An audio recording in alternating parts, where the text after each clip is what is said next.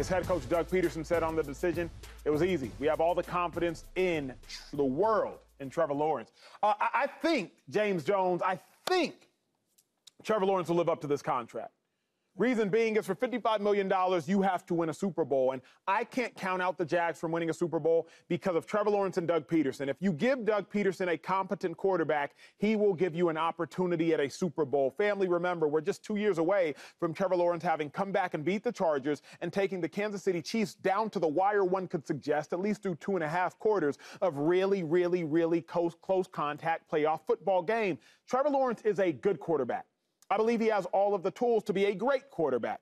Now, Doug Peterson can turn a good quarterback, Nick Foles, into a great quarterback, at least for a moment. He can turn a talented quarterback into an MVP caliber quarterback for a season, Carson Wentz. So what I've seen Doug Peterson be able to do with the likes of Carson Wentz, with the likes of Nick Foles, with the likes of Trevor Lawrence, leads me to believe, James Jones, that Trevor Lawrence can live up to the contract. They got the talent on the roster. Trevor Lawrence has the talent innately, and Doug Peterson is a mad scientist offensively. I think he can live up to the contract, sir. What you say? Well, what I say is no. But I think you guys are going up, and that's kind of how the NFL is starting to go with contracts. Upside. They're starting to pay off upside, not necessarily your numbers and what you have shown and all that. Some of these dudes that's making this big money, they're saying, man, we think. That's how you started. Man, yeah. we think. It's true. You got to turn the tape on. Like, we're sitting here saying a guy in Trevor Lawrence that you can put up Daniel Jones's numbers up there and it's similar. You could put up Gardner Minshew's numbers up there with him and it's similar. When you turn on the tape, it's not like he's making everybody around him better, like he's that type of franchise quarterback, like the Joe Burrow when he came in and took the Cincinnati Bengals to the Super Bowl, then the AFC Championship, made everybody around him better. He has not shown us that on the football field. So to sit here and for us to say that he can deliver a Super Bowl, because $55 million a year and $200 and something plus million, you're telling me that this is the quarterback that you think can do that. But he also has shown us that he can't do that because the numbers are identical to Daniel Jones and Gardner Minshew. And we wouldn't say none of those dudes can take us to no Super Bowl, right? Strictly because we don't think they have the upside of Trevor Lawrence because that's all we're going off of. But what he's shown us on the football field, he hasn't shown us that he's a capable quarterback of taking his team to the Super Bowl. I do not think he's going to live up to the hype of this contract because to live up to the hype, you got to get to a Super Bowl and win that thing because you are sitting at the highest paid quarterback in football right now per year. When you think about Trevor Lawrence with Doug Peterson, because that's who I combine the coach with the quarterback, right? Nick Foles before Doug Peterson. He was good with Chip Kelly. Again, I told y'all, 27 touchdowns, 2 interceptions. He had good stints. But Nick Foles with Doug Peterson ended up getting an $80 million deal with the Jacksonville Jags because he was a Super Bowl champ. I believe James Jones, Dave Helman, Jordan Schultz, viewers at home, I believe that with the head coach Doug Peterson, Trevor Lawrence can get it done. He had 30 total touchdowns his first year with Doug Peterson. I think he had 25 total touchdowns his second year with Doug Peterson. I think, Dave, he can get it done with Doug. With Doug. You could call me Mr. Upside. Like, that makes James upset, but that's how I feel. I believe in Trevor Lawrence. I'll go as far as to say I know he's going to live up to this contract, but here's the key difference, and I love it. James, I'm sorry. Because you said you know he's going to live up to the contract. I do know. So you saying you know he's going to get this team to a Super Bowl? Absolutely not. But the key difference here is, like I said, I love y'all and respect y'all. I think y'all have an outdated view of living up to these contracts. Let me put y'all on game for a minute. He's going to educate us. There are 14 quarterbacks in the NFL right now, so almost half making $40 or more million a year. Like, these numbers are silly. Like, we're paying guys. That's been the trend. People. I won't even. How about this? 14 guys making $40 million or more. 5 of them have reached a Super Bowl. Matthew Stafford and Patrick Mahomes are the only 2 that have won it. So you're talking about almost half the league is making this type of money, and it'll be half soon because Jordan Love, Tua, Dak Prescott, they're all coming down the line. That's the other thing, guys. Trevor Lawrence won't be number 1 probably by the time we kick off in September. He'll be as far down as 3 or 4 by March. Can I see them dudes? I don't have the whole list in front of me. But the point is, you're talking about a third of these guys have gotten their teams over the hump. You're not buying a Super Bowl when you pay a quarterback this way. You're buying relevance. That is what a franchise quarterback gives you. Because guess what? Before Trevor Lawrence, you picked #1 overall in the draft. Since Trevor Lawrence, first of all, you get to the playoffs and win a playoff game. And as disappointing as it was, I'm not trying to let the Jags off the hook for collapsing last year.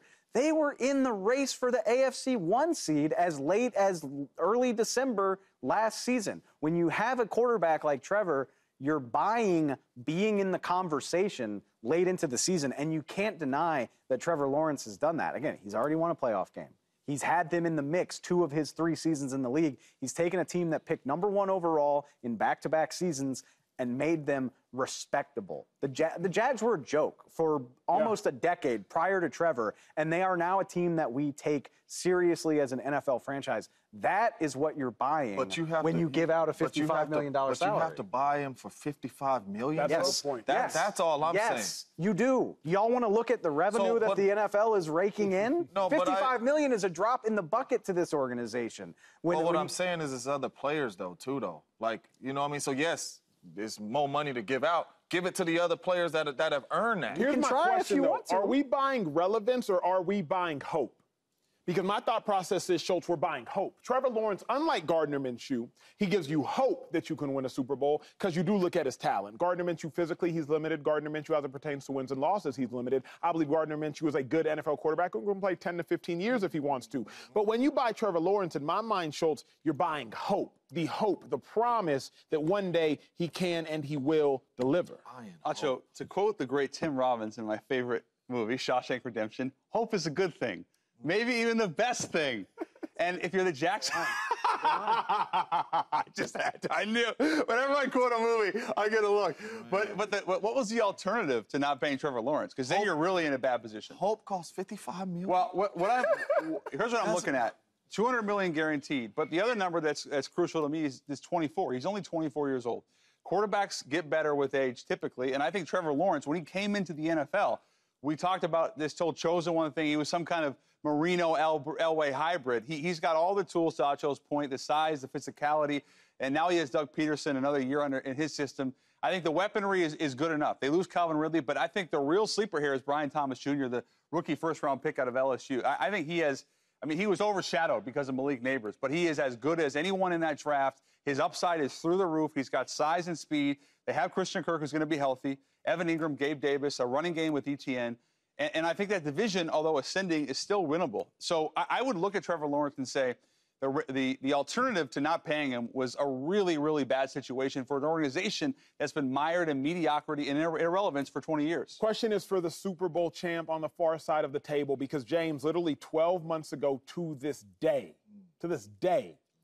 your view on Trevor Lawrence was vastly different. Yeah. You and Shady McCoy have argued ad nauseum about you believing that Trevor Lawrence is one of those dudes, and Shady McCoy saying Trevor Lawrence is not one of those dudes. Now, on July 11th, 2024, a year later, you've lost some belief in Trevor Lawrence.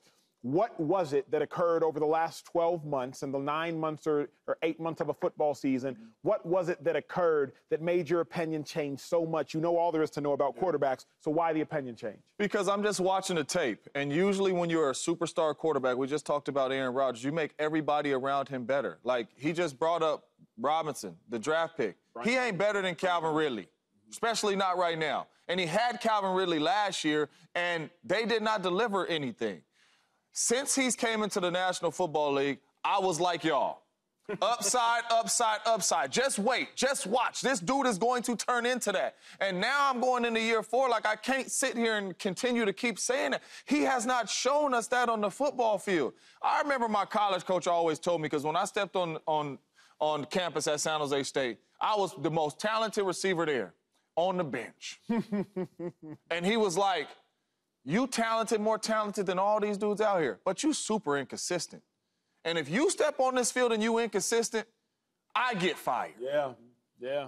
Now, in his situation, God is good to him because he's been super inconsistent and he got $55 million. But I can't keep watching him be super inconsistent and then say, oh, he going to take us to the Super Bowl. Oh, here go $55 million.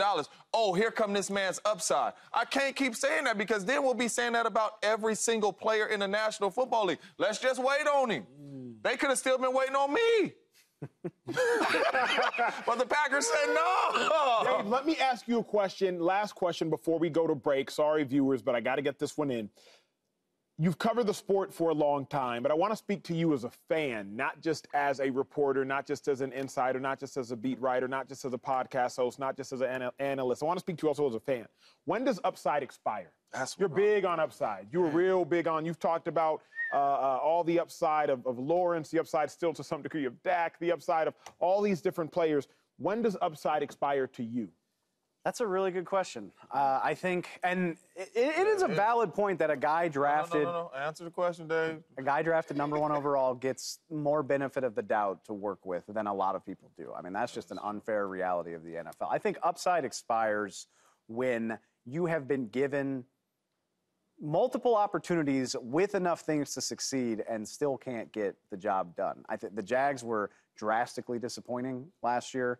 Trevor Lawrence was a big part of that. He was not the only part of that. I think it's a different conversation. The Jags defense needs a little bit of work. The Jags supporting cast needs a little bit of work on top of that. And not just the skill players, the offensive line as well. So if the Jags continue to put these pieces in place, and Schultz laid it out perfectly, I thought this offseason was a good start in terms of you lose Ridley, but if Brian Thomas Jr. meets his potential, Gabe Davis is a solid #2, ETN is a wonderful running back. If all this stuff comes together, you can add to the offensive line.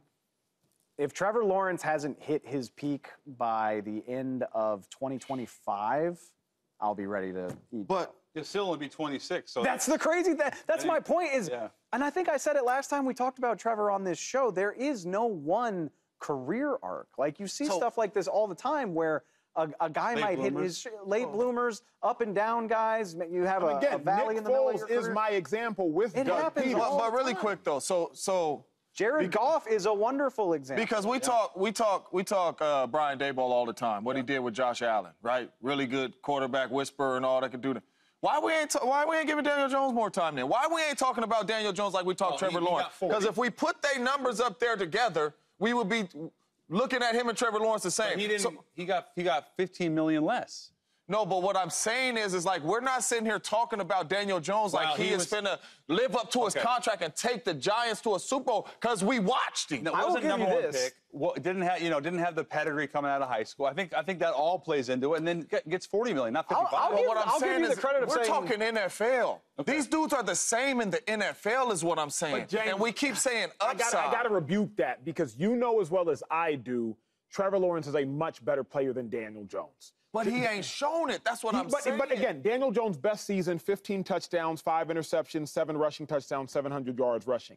Trevor Lawrence' best season, 25 touchdowns, 8 interceptions, 5 rushing touchdowns. Even at their peaks, you and I and the viewers all know Trevor Lawrence is not going to be the reason your team loses. And I get what you're saying, but I remember maybe a week ago you said the Giants ain't did nothing to really help Daniel. Yeah, they failed him. Calvin Ridley, Daniel Jones, Zay Jones, Christian Kirk, Travis Etienne, Ingram. That was their team last year. And we're sitting here saying, he was one of the problems. But what I would suggest to you, and I would, and let's go there real quick. I apologize again, is you know as well as I, Christian Kirk got paid like a #1. He's not a #1. Calvin Ridley they didn't get paid like a #1, but Zay Jones is not a #1. He's a 3. Calvin Ridley was coming off of suspension, did not play for the entire year prior, and so he was sitting. Those are 3 really good players, though.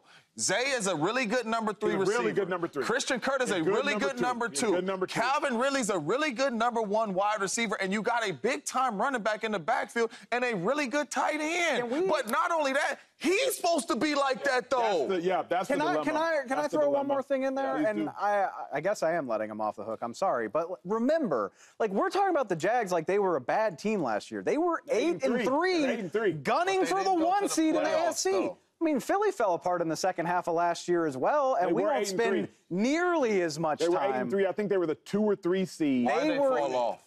A variety of reasons. I mean, Trevor was banged to hell last year. Like, Trevor was beat up. The defense was an issue.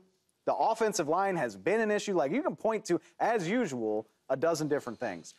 I'm sorry. I believe in potential. I think Trevor Lawrence has his best football in front of him. I just hope when I come on this show and Acho tees me up a question and I answer it totally different, I hope for 2 years he say, JJ gonna get that thing. I just hope so. He gonna answer it right. I hope he sees my upside that, man, we're gonna be all right 2 years, 3 years later. Subscribe here to get the latest from Speak and go watch a few segments from our other shows on FS1.